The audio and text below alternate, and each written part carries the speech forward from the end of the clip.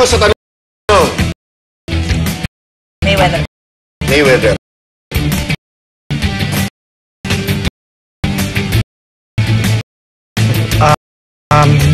Hindi ko sigurado.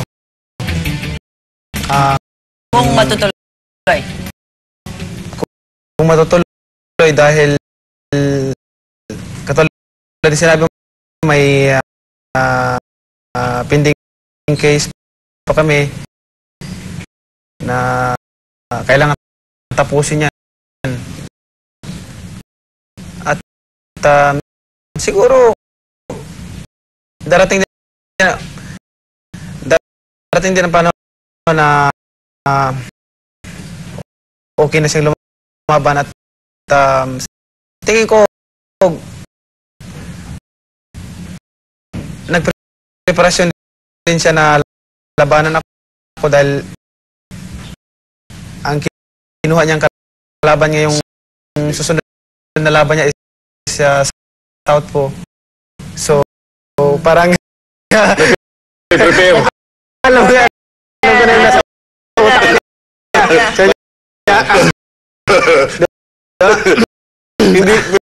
Hindi siya pwede mas wise sa'yo. Hindi siya pwede maging wise sa akin. Ang kinuha niyang pinili niyang kalaban ngayon is yung Kalawit Renzo. Kalawit Renzo. Ewan ko. But para sa akin kung maglaban sila na Victor Ortiz ako. Pero ikaw na kumukulo ba sa loob mo yung lahat ng mga sinasabi sa iyo ni Mayweather? Dahil ikaw na pinaghirapan mo lahat ito, alam mo na talagang ginapang mo para makaangat ka rito sa division na 8 ang hawak mo. Nakaka-apekto mo sa iyo pagka narinig mo yung lahat ng sinasabi ni Mayweather? Hindi naman ako galit kay Mayweather at saka kung ano mang sinasabi niya, dinadasal ko pa, patawarin siya dahil hindi naman niya baka hindi niya alam yung sinasabi niya. Diba? Hindi naman ako galit. Ganon. Hindi na lang natin na may mga tao talagang ganon. Kung maepektuhan ka, magagalit ka. Bakit? Yeah. Mapipiktuhan. Pareho lang naman tayo tao. Ba't ka huwag kang mapaekto? May sarili ka naman buhay. Ganon lang. Simple lang. Ngayon naman, kay punta naman tayo kay Roach. Kay Coach. Do you think you'd be Manny Pacquiao with Coach Roach? Or if you had another naging trainer mo? Hindi natin masabi kasi yan yung destiny. Yun ang binigay sa'yo ng Diyos, si Coach. Para ng Panginoon niya na kayong dalawa, maging kayo, tandem kayo, may magaling na coach. Hindi naman magaling yung boksingero. May magaling na boksingero, hindi naman magaling yung coach. Agree ako dyan. Sa tingin ko, yung talagang pinagtagpo ng tadhana na swerte at yan yung way ng God na dinesign. Yeah. Ang ikaw, iniibon mo lahat sa Panginoon. Lahat ng nangyayari sa buhay mo, lahat ng nangyayari sa buhay mo. Kaya nga pag lumalaban ako, hindi ako natatakot, wala akong kaba dahil may nagsusuntukan niya. May nagbo-boxing yata doon sa likod. Kaya nga wala akong takot lumaban, wala akong kaba dahil naniniwala ako 100% na ang Panginoon nandiyan palagi sa likod ko. Ano nga yun? Nilagay mo dito sa t-shirt na ito. Itong t-shirt na ito. Bukod sa dilaw na kanyang pinili. Meron ditong nakasulat eh. Okay, don't tell God that you have a big problem. Instead, tell God that tell your problem that you have a great God. Yung t-shirt na ho na ito, in a way special. Dahil ito, tignan nyo kung anong mga katagayan, no?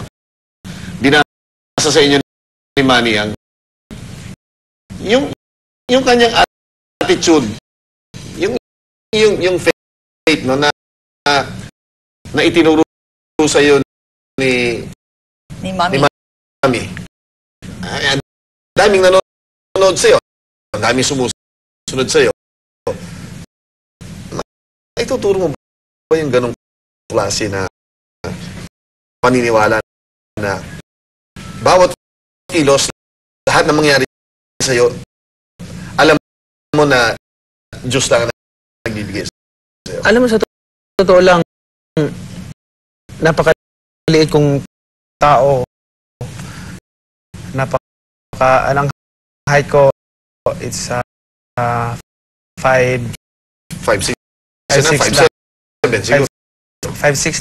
lang. 5'6" and a half. Tapos mga kalabang ko malalaki, ang lalaki ng timbang, ang lalaki, tapos malalakas sumuntok. Pero isipin mo, kahit ako magtataka, isipin mo, napabagsak ko yan sila, nabubugbog ko sila, ganyan, talagang nasasaktan sila sa suntok ko, isamantalang malit, mas malaki sila kaysa sa akin. Kumbaga sa yun lang, doon lang yung power ng God nandoon. Ganon. Well said. Hindi mo, alam mo pa, ang Panginoon pag tumulong, hindi mo malalaman, hindi mo ano yan, pero kung isipin natin, talagang may utak tayo para maisip natin na saan ang gagaling yan. Ngayon naman, meron akong isang tanong, Manny. For your kids, may balak din ba silang pumasok bilang isang buksinero? Wala silang walang hilig. Kasi sa bahay ko, wala silang makita kahit na gloves o equipment ng boxing, wala. Kahit na yung pang-jogging, wala. Hindi nila makikita yun. Nasaan lahat yun? Tinatago ko. Para hindi sila para hindi sila Ayaw mo ba? Or gusto?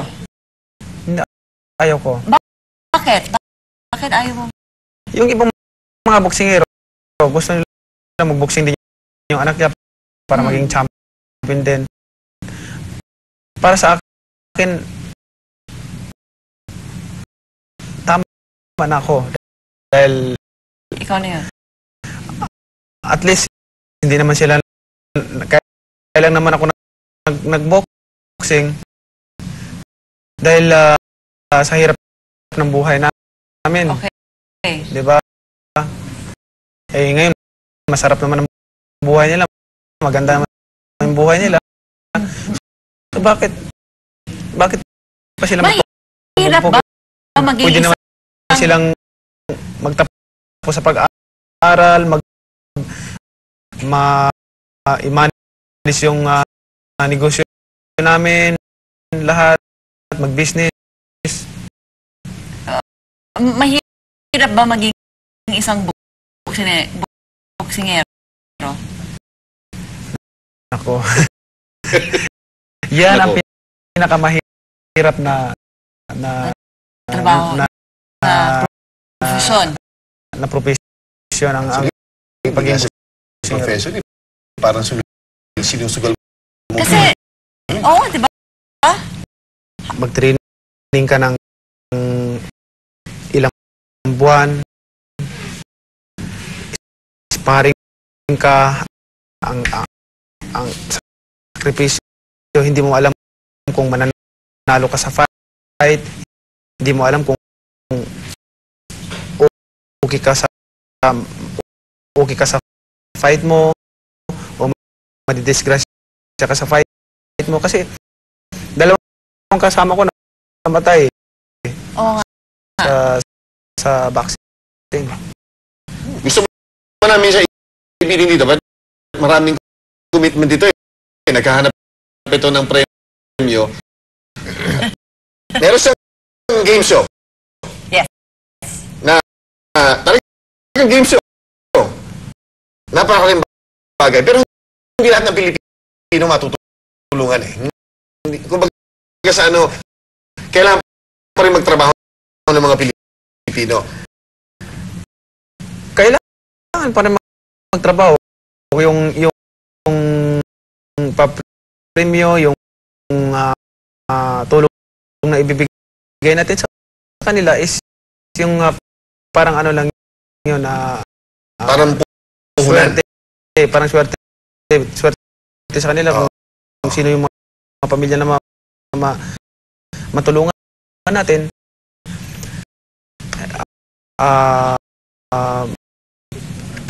Parang bonus na yun. Swerte sa kanila na binigay ng way sa Panginoon na ganun matulungan sila. At tayong lahat, huwag tayong umasa sa tulong ng ibang tao. Kailangan umasa tayo sa pinaghihirapan natin. Meron ako isang tanong. Kasi marami mga teka. My time. David, wala. Hindi mo na Okay lang, wala problema. Sige, fire. Sige, ikaw. Ano ba ang dream ng isang Manny Pacquiao? Ako, yung dream ko sa pagiging boxingero, yung pangarap ko maging champion, makilala. Natupad na yun, natupad na eh. Natupad na, oo. Ang pangarap ko naman, walo pa yung hawak mo. ang pangarap ko naman is yung kasi siyempre hindi may iwasan yung may mga tao na ina-underestimate tayo sa sa mga nakamit mo na? sa mga nakamit, underestimate tayo kung ano magagawa natin, but gusto ko ipakita sa kanila na Kaya. hindi lang sa larangan ng boxing ako champion. Itong laban niya, okay, just to remind everyone, yung dilaw ho na ito, ay hindi ho ito nakikibagay sa kahit na ano. Itong pinili mong kulay, bakit nga dilaw? Ano nga yung, bakit nga, pati gloves mo nung dilaw eh. Itong dilaw, simbolo ng pagkakaisa,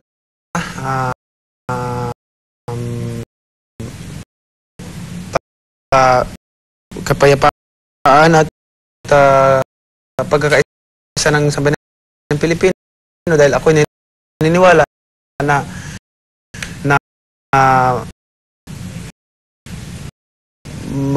malayo ang mararating natin kung tayo nagtutulungan at nagkakaisa. Ano mas mahirap? Ang pagiging 8-time world champion, 8 division world champion, o itong may makamit ka sa pamamagitan ng iyong pagiging isang politiko? Alam mo, kung mga pangarap nating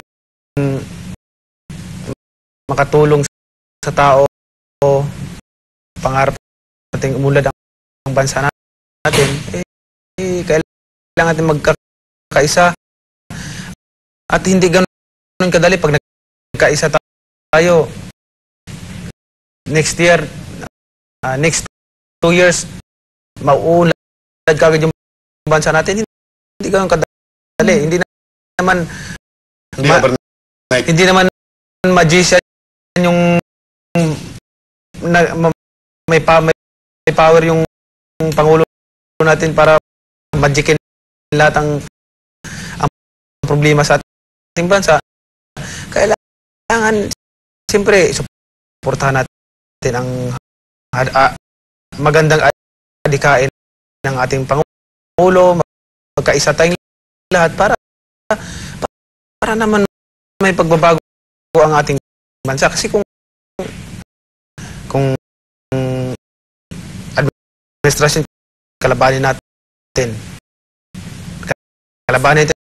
dahil opposition tayo, kalabanin natin, no,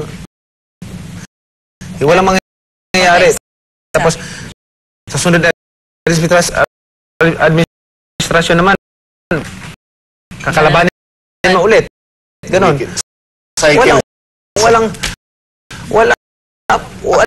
patungan hanggang puro laban lang, tapos parami yung mga taong naghihirap.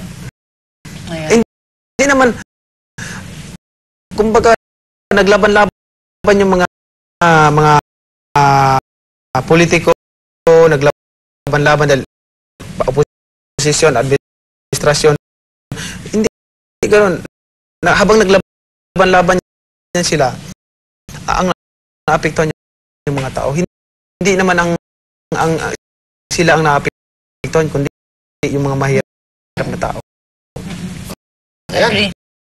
Yan ang wisdom ng isang Manny Pacquiao. Ayun, kumpleto ko na yung koleksyon ko. Tingnan mo yung unang biyahe ko sa Las Vegas. Yan. Yung pangalawang laban. Yung pangatlong laban sa Nobyembre. Patatahimikin mo na rin ito?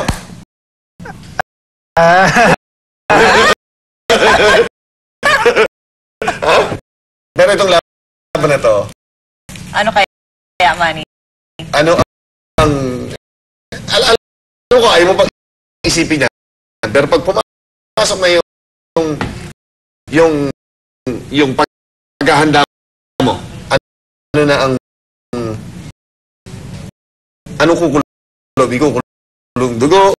Or gano'n din ba yung galit o yung angas ng isang Manny Pacquiao para sa inyong third meeting ni Juan Manuel Marquez? Basta ako, hindi naman ako galit sa kanya, hindi naman ako nagtatanim ng galit. So, basta ako, medyo asar ako. Ayun! Okay! I like that! Sino na? Yung tanong. Ayan, mga kaibigan. At magpapaalam ako yung papasalamat ka rin. Nadali ka rin. Sa wakas. Salamat. Salamat naman. Thank you. Ang natatanging pambansang kamahong si Manny Pacquiao. Maraming salamat. At Teka muna. kalaban mo. Magpapa-autograph muna. Oh, bisa lang kami ang picture sa guest namin. Oh, picture. Okay. Ayan. Teka muna. Tuloy-tuloy pa rin. Ang kwentuhan. Manny Pacquiao, game. Ayan, dito sa Dambayan ang usapang sports. Manny Prices. Kailan Manny Mini Prices, abangan nyo po, July 9 ang umpisa at mamimigay po kami